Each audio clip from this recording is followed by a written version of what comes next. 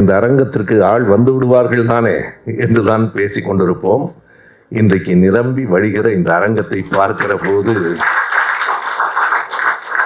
அடுத்த ஆண்டு 6ஆம் ஆண்டு நிறைவு விழாவை நாம் தலைவரிடம் கேட்டு அறிவாலயம் கலைஞர் அரங்கத்தில் நடத்திவிடலாம் என்று கருதுகிறேன்.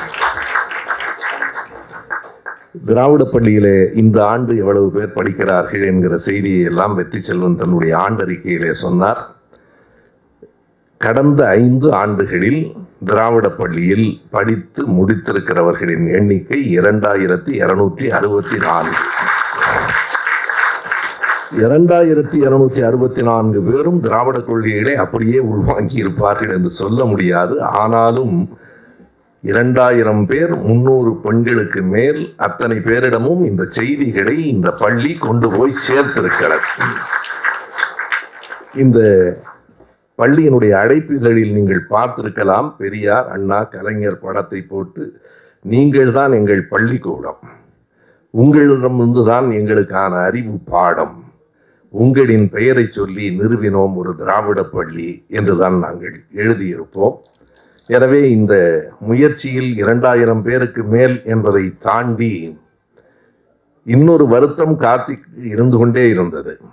சிங்கப்பூர், மலேசியாவிலே இருந்து நண்பர்கள் படிக்கிறார்கள், தமிழ்நாட்டை தாண்டி பிற மாநிலங்களிலிருந்து படிக்கிறார்கள், சிங்கப்பூர் மலேசியாவிலிருந்து படிக்கிறார்கள், ஆஸ்திரேலியாவிலிருந்து இப்போது கூட டாக்டர் வினோத் மாணவனாக முடித்திருக்கிறார், கொரியாவிலே இருந்து படித்திருக்கிறார்கள், ஐரோப்பா கண்டத்திலிருந்து, துபாயிலிருந்து, அமெரிக்காவிலிருந்து, தென் அமெரிக்காவிலிருந்து. அவருக்கு என்ன வருத்தம் என்றால், இந்த ஆப்பிரிக்காவிலிருந்து யாரும் வரவில்லை என்று ஒரு வருத்தம் இருந்தது. அந்த வருத்தத்தை சென்ற ஆண்டு காங்கோவிலிருந்து பள்ளியில் இணைந்த மாணவர் நீக்கிவிட்டார். எனவே 6 கண்டங்களிலிருந்தும் திராவிட பள்ளிக்கு மாணவர்கள் இருக்கிறார்கள். வேறு எந்த பள்ளிக்கும் 6 கண்டங்களில் மாணவர்கள் இருக்க வாய்ப்பு இல்லை. அந்த பெருமையையும் நாங்கள் பெற்றிருக்கிறோம். நான் 10 நிமிடங்களில் பேசுகிறேன் என்று கார்த்திக்கிடம் சொன்னேன். சிற்பி உதவி இருக்கிறார். அவருக்கு கொடுத்த 10 நிமிடங்களில் 3 நிமிடங்களில் முடித்து விட்டதால் கூடுதலாக 4 நிமிடங்களை எடுத்துக்கொண்டு சில செய்திகளை சொல்ல வேண்டும் என்று தோன்றுகிறது. இந்த அரங்கில் பாடிய அந்த பாடலை கவனித்திருப்பீர்கள். மசூதி மேலே உட்கார்ந்த பிறகு, தேவாலயத்தில் உட்கார்ந்த பிறகு, ஆலயத்திலும் உட்கார்ந்த காக்காய் அல்ல அண்டங்காக்காய். ஒவ்வொரு சொல்லுக்குள்ளேயும் பொருள் இருக்கிறது. நான் மதுரைக்கு போயிருந்த போது அவர்களை சந்தித்தேன். அந்த பெண்கள் இருவரும், கார்த்திகாவும் காயத்ரியும் ஹர்ஷவர்தனியும், உங்களோடு நாங்கள் ஒரு படம் எடுத்துக்கொள்ளலாமா என்று கேட்டார்கள். எடுத்துக்கொள்ளுங்கள் என்று சொன்னேன். பிறகுதான் அவர்கள் பாட்டை கேட்டேன். அப்புறம் நான் அவர்களிடம் கேட்டேன், இப்போது உங்களோடு நான் ஒரு படம் எடுத்துக்கொள்ளலாம் என்று கேட்டேன். என்னுடைய வேண்டுகோளை ஏற்றுத்தான் இந்த மேடைக்கு அவர்கள் வந்து பாடியிருக்கிறார்கள். யாழிசையினுடைய குரல் திராவிட இயக்கம் இன்னும் 100 ஆண்டுகள் ஆனாலும் திரும்ப திரும்ப ஒலிக்கும் என்பதற்கான அடையாளம். அந்த பாடலை பற்றி ஒரு முறை ஒரு அரங்கத்தில் என்னிடத்தில் கேள்வி கேட்டார்கள். காலையில் படி, கடும்பகல் படி, மாலை இரவு பொருள்படும்படி படி, சும்மா படிக்காத, பொருள்படும்படி படி.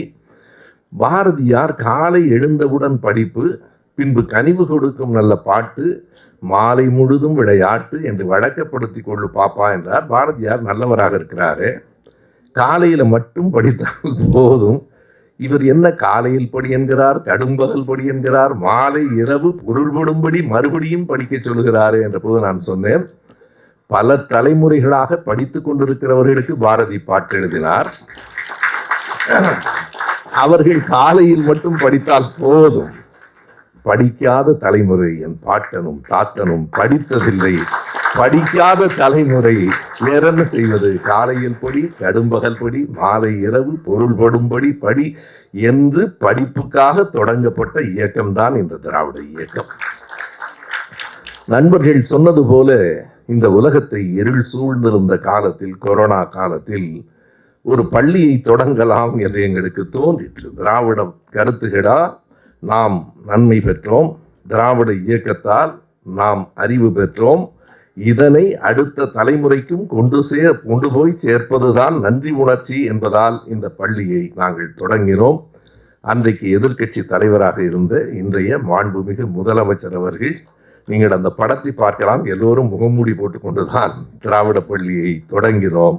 இந்த முகங்களை மூடி இருக்கிற முகமூடிகளை எல்லாம் அறுத்தெறிவதற்காக முகமூடி போட்டுக்கொண்டு தொடங்கப்பட்ட பள்ளிதான் திராவிட பள்ளி. இன்றைக்கு இந்த நாளில் இன்னொரு மகிழ்ச்சியான செய்தி இருக்கிறது. இங்கே பேசுகிற போது வெற்றி செல்வன் சொன்னார், வைக்கத்திற்கு பயணம் போய் வந்தோம். திராவிட நடை என்று கோவில் லெனின் தலைமையிலும் பல அதிகமானும் அழைத்து போய் சென்னையில் இருக்கிற பல முதன்மையான இடங்களை காட்டினார்கள். வைக்கத்துக்கு போய் வந்தார்கள். நேற்றைக்கு ஒரு நிகழ்வு நடந்திருக்கிறது, இன்று செய்தித்தாள்களில் வந்திருக்கிறது, நீங்கள் பார்த்திருக்கலாம். வைக்கத்திலே வைக்கத்தம்மன் என்கிற மகாதேவன் கோயிலின் சுற்றுப்புறங்களில், கோயிலுக்குள் நுழையக்கூடாது என்பதெல்லாம் இல்லை, 1924 கோயிலின் சுற்றுப்புறங்களில் கூட ஈழவர், புலையர், தீயர் நடக்கக்கூடாது என்கிற சட்டத்தை எதிர்த்துத்தான் அந்த திருவிதாங்கூர் சமஸ்தானம் அன்றைக்கு ஆலப்புழா மாவட்டத்திலே இருந்த அந்த வைக்கத்திலே நடைபெற்ற போராட்டத்தில் ஐயா பெரியார் அவர்கள் கலந்து கொண்டார்கள். அருவிக்குத்து என்கிற இடத்துக்கு போய் பார்த்தோம் என்று வெற்றி சொன்னார். அது இப்போது ஆறுக்குட்டி என்று வழங்கப்படுகிறது. அந்த அருவிக்குத்துக்கு அது ஒரு தீவு. படகிலே தான் ஐயாவை கைது செய்து அழைத்து சென்றார்கள். அழைத்து செய்கிற போது மிக பெரும் மழை புயல் வருமோ என்கிற எண்ணம், அந்த படகு கவிழ்ந்து விடும் என்கிற நிலை இருந்தது. ஐயாவிடத்திலே அந்த படகோட்டி சொன்னார், கொஞ்சம் கடவுளை நினைத்து கொள்ளுங்கள், கடவுளை வேண்டிக் கொள்ளுங்கள். எதற்கு? சிறைக்கு போய் சேருவதற்கு. ஒன்று சிறைக்கு போய் சேர வேண்டும், அல்லது ஒரே அடியாக போய் சேர வேண்டும். இரண்டில் சிறையே மேல் என்பதால் கடவுளை வேண்டிக் கொள்ளுங்கள் என்ற போது ஐயா பெரியார் சிரித்து கொண்டே படகை கவனமாக ஓட்டு என்றார். அவ்வளவுதான், நம்மால் முடியும். படகை ஓட்டுவதுதான் நம்முடைய வேலை, மற்றவைகள் நடப்பது நடக்கும் என்று சொன்னார். அந்த இடத்தில் ஐயா சிறையில் இருந்த அருவிக்குத்தில் ஐயா இருந்த இடத்துக்கு அருகில் ஒரு நினைவு மண்டபம் கட்டுவதற்கு நம்முடைய மாண்புமிகு முதலமைச்சர் அவர்கள் நேற்றைக்கு கேரள அரசின் உதவியோடு அங்கே கட்டுவதற்கு 4 கோடி ரூபாயை கொடுத்திருக்கிற நேரத்தில் நாம் கூடியிருக்கிறோம். இது ஒரு செய்தி. இன்னொன்று, எனக்கு இன்றைக்கு வருகிற போது கொலுவுக்கு வர சொல்லி அழைப்பு எல்லோருக்கும் வந்திருக்கிறது. கொலுவை எல்லாம் மீறி இங்கே வந்திருக்கிறீர்கள். கொலுவை பற்றி ஒரு செய்தி நினைவுக்கு வந்தது. இன்றைக்கு விடுதலையிலையும் மிகச் சரியாக அதனை வெளியிட்டிருக்கிறார்கள். தமிழ்நாட்டின் கடைசி அரசன் செங்கமல நாயக்கன் வீழ்ந்தது எப்போது, எதனால் என்று கொஞ்சம் தேடி பாருங்கள். தஞ்சையில் மராத்திய அரசு இருக்கிறது என்கிறார்கள் இல்லையா? தஞ்சாவூருக்கும் மராத்தியத்துக்கும் என்ன தொடர்பு? எப்போது மராத்திய அரசு வந்தது? செங்கமல நாயக்கன் ஆட்சி நடந்து கொண்டிருக்கிற போது பீஜப்பூர் சுல்தானினுடைய தளபதி வெங்கோஜி என்பவன் படையெடுத்து வந்தான். அதுதான் தொடக்கம். வருகிற போது என்ன ஆயிற்று என்றால், அப்போது செங்கமல நாயக்கன் போர் திறன் அறிந்தவர் தான். ஆனாலும் அங்கே இருந்த புரோகிதர்கள் அவருக்கு ஒரு அறிவுரை சொன்னார்கள். இங்கே நாம் வீழ்ந்தோம் என்பதற்காக சொல்கிறேன், வரலாற்று செய்தி. அப்போது கொலு நடந்து கொண்டிருந்தது, சரஸ்வதி பூஜையின் காலம். ஆயுதங்களை எல்லாம் கொலுவில் வைத்திருந்தார்கள். நமக்கு இருக்கிற மிகப்பெரிய அறிவார்ந்த செய்தி பாருங்கள். இந்த கனிப்பொறிக்கெல்லாம் மஞ்சளை தெளித்து 30,000 ரூபாய்க்கு வாங்கி 30 பைசா சந்தனத்தில் அதை ஒரு வழி ஆக்கிடுவோம். இன்றைக்கும் நான் விளையாட்டுக்கு சொல்லவில்லை, பல இடங்களில் ஆயுத பூஜை, காவல் நிலையத்திலெல்லாம் துப்பாக்கிக்கெல்லாம் பூஜை நடக்கும். அங்கே மன்னன் ஆயுதங்களை எல்லாம் அங்கே கொலுவில வைத்திருந்தான். என்ன செய்வது, போர் பறகுகிறது என்கிற போது புரோகிதர்கள் சொன்னார்கள், ஆயுத பூஜையை ஒட்டி கொலுவில வைத்து விட்டு ஆயுதங்களை எடுக்கக்கூடாது, அது சாஸ்திர விரோதம். எனவே அதை எடுக்கக்கூடாது. வேண்டுமானால் துளசியை, என்றால் அது வைணவர்களுக்கு உரியது, துளசியை எல்லையோரம் முழுவதும் போட்டுவிட்டால் படை திரும்பிவிடும். எவ்வளவு பெரிய புத்திசாலிகள்! அதை அந்த செங்கமல நாயக்கன் நம்பி அந்த எல்லையோரம் முழுவதும் துளசி போட்டு குதிரைக்கு மகிழ்ச்சி ஆயிற்று. இது ஒரு விதமான புல் போல் இருக்கிறது என்று அதையும் கவ்விக்கொண்டு உள்ளே வந்துதான் வெங்கோஜி என்பவர், சத்ரபதி சிவாஜியின் தம்பி வெங்கோஜி, தஞ்சையை கைப்பற்றியது கொலுவினால் தான். கொலு நடந்த காலத்திலே தான் ஆயுத பூஜையிலே எல்லாவற்றையும் ஆயுதங்களையும். எனவே திராவிட பள்ளி என்ன சொல்லித் தருகிறது என்றால், ஆயுதங்களை பயன்படுத்துங்கள், பூஜை போடாதீர்கள், அறிவை வளர்த்துக் கொள்ளுங்கள். அறிவுதான் எல்லாவற்றையும் கொண்டு வந்து சேர்க்கும் என்பதை உலகம் முழுவதற்கும், நாடு அல்ல உலகம் முழுவதற்கும் கொண்டு போய் சேர்க்கிற பள்ளியாக இந்த திராவிட பள்ளி அமைந்திருக்கிறது. வாருங்கள், இன்னும் நிறைய பேர் சேருங்கள். நாங்கள் சொல்லிக் கொடுக்கிறோம், நீங்கள் படிக்கிறீர்கள் என்பதில்லை. நான் பல முறை சொல்லியிருக்கிறேன், இந்த திராவிட பள்ளி என்பது சேர்ந்து படிக்கிற பள்ளி.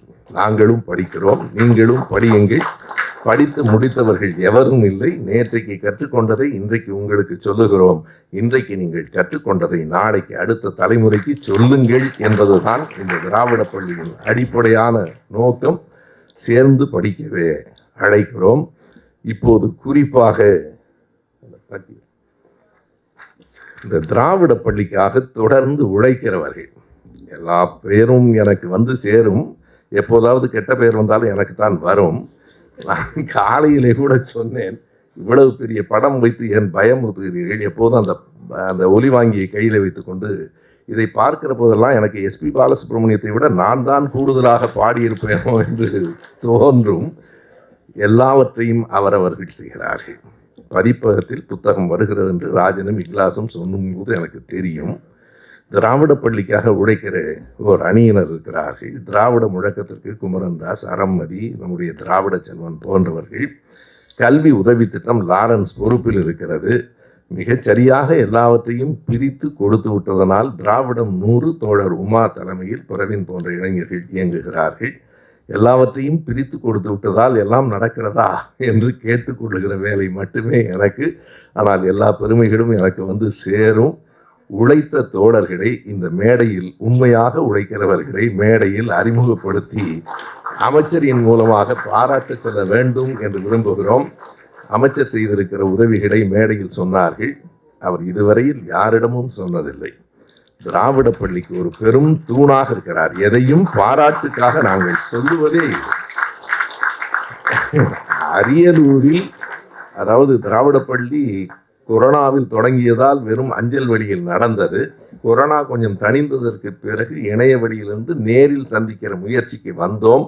கடந்த 2-3 ஆண்டுகளாக ஆண்டுக்கு ஒரு முறை சென்னையில், அரியலூரில், மதுரையில், ஈரோடு அல்லது சேலத்தில் மாணவர்களை சந்திக்கிறோம். அரியலூரில் சந்திப்பதற்கு எங்களுக்கு ஒரு இடம் வேண்டும் என்று தான் கேட்டோம். இடமும் தந்தார். அந்த வகுப்புகளுக்கான பணமும் தந்தார். வந்தவர்களுக்கான உணவும் தந்தார்.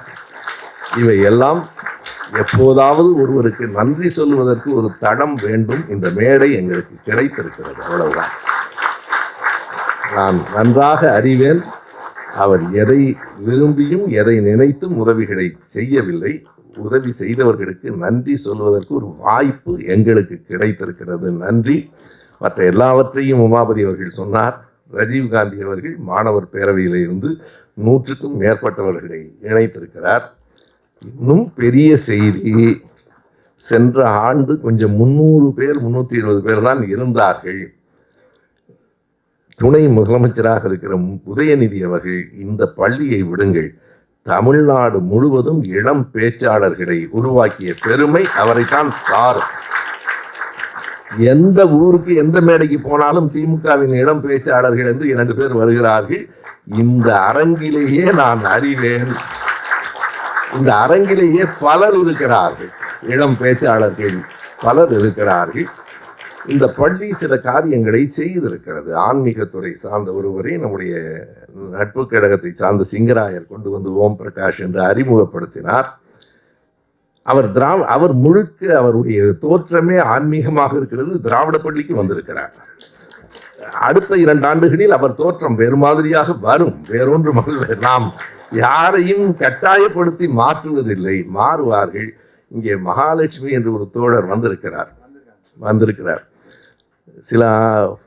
சென்ற ஆண்டு என்று நினைக்கிறேன். மாணவர்களின் கருத்துக்களை திரும்ப பெறுகிறதற்காக அது அங்கே நிற்கிறாங்க. கேட்கிற போது அவர் சொன்ன ஒரு செய்தி எனக்கு இப்போதும் நினைவிருக்கிறது. நான் பார்த்த உடனே மகாலட்சுமி தானே நீங்கன்னு கேட்டேன். எப்படி நினைவு வச்சிருக்கிறீங்க? உங்களால் அல்ல, நீங்கள் சொன்ன செய்தியால். அவங்க என்ன சொன்னாங்கன்னா, நான் திராவிட பள்ளிக்கு வரும்போது எனக்கு பெரிய சிந்தனை, கருத்து, திராவிட இயக்கம்லாம் தெரியாது. இந்த பள்ளி என்னை மாற்றி இருக்கிறது. எப்படி மாற்றி இருக்கிறதுங்கிறது மட்டும்தான் சொல்லிட்டு நான் அடுத்தது போயிடுறேன். எங்கள் வீட்டில் இருந்த பூஜை அறையை கம்ப்யூட்டர் ரூமாக மாற்றிவிட்டேன். அதாவது பூஜை அறையை எடுத்து விட்டேன் என்பது கூட பெரிய வெற்றி அல்ல. மூட நம்பிக்கைகளிலிருந்து விடுபட்டு அறிவியலை நோக்கி போகிற சமூகம்தான் அடுத்த தலைமுறைக்கு வழிகாட்டும். நீங்கள் பழைய குடியரசு ஏடு 1930களில் எடுத்து பார்த்தா அறிவியல் கட்டுரைகள் தொடர்ந்து வரும். அறிவியல் தான் நம்மை அடுத்த கட்டத்திற்கு கொண்டு செல்லும். திராவிட பள்ளி அந்த பணிகளை செய்யும். மன்னிக்க வேண்டும், நேரத்தை கூடுதலாக எடுத்துக்கொண்டிருக்கிறேன். இப்போது திராவிட பள்ளிக்காக தொடர்ந்து உழைத்து கொண்டிருக்கிற அருமை தோழர்களின் பெயர்களை நான் படிக்கிறேன். அவர்களுக்கு அமைச்சர் அவர்கள் சிறப்பு செய்ய வேண்டும் என்று கேட்டுக்கொள்கிறேன். முதலில் திராவிட பள்ளியின் தலைமை ஒருங்கிணைப்பாளர் தோழர் உமாபதி.